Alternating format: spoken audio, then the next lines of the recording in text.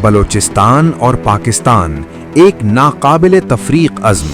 بلوچستان کا پاکستان کے ساتھ رشتہ مشترکہ تاریخ، ایمان، تہذیب اور روشن مستقبل کے ویژن میں مضبوط بنیاد رکھتا ہے۔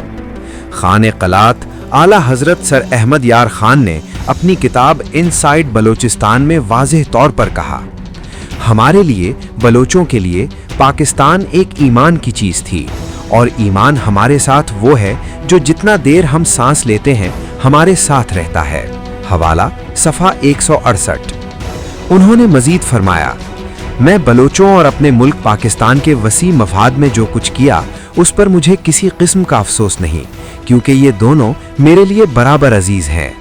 حوالہ صفحہ 163۔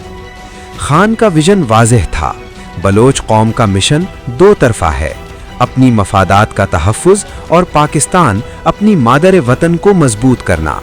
خان قلات کے پوتے پرنس فیصل داؤد اور پرنس عمر احمد زئی کے مطابق یہ تاریخی فیصلہ اسلامی تعلیمات اور پیغمبر اسلام صلی اللہ علیہ وسلم کی ہدایت کے مطابق پاکستان میں شمولیت کے لیے کیا گیا۔ But let me ask you one thing point blank. آپ نے ابھی کہا کہ حضور صلی اللہ علیہ وسلم نے آپ کے دادا کو بشارت دی خواب میں آ کے کہ وہ پاکستان کے ساتھ ملے؟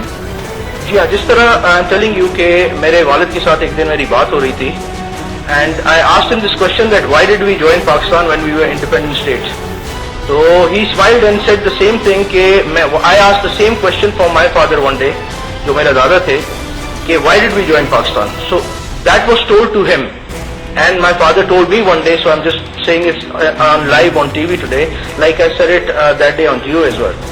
یہ فیصلہ نہ صرف قانونی اور تاریخی لحاظ سے درست تھا بلکہ بلوچ عوام کی فلاح اور ملک کی سلامتی کے لیے بھی لازمی تھا۔ آج کے نوجوانوں کو یہ ناقابل تردید حقیقت سمجھنی چاہیے، پاکستان اور بلوچستان کی ترقی، استحکام اور مستقبل ایک دوسرے سے الگ نہیں ہیں۔ جبری الحاق یا بیرونی دباؤ کے دعوے جھوٹے بیانیے ہیں جو تاریخ کے ناقابل انکار حقائق کے سامنے مٹ جاتے ہیں۔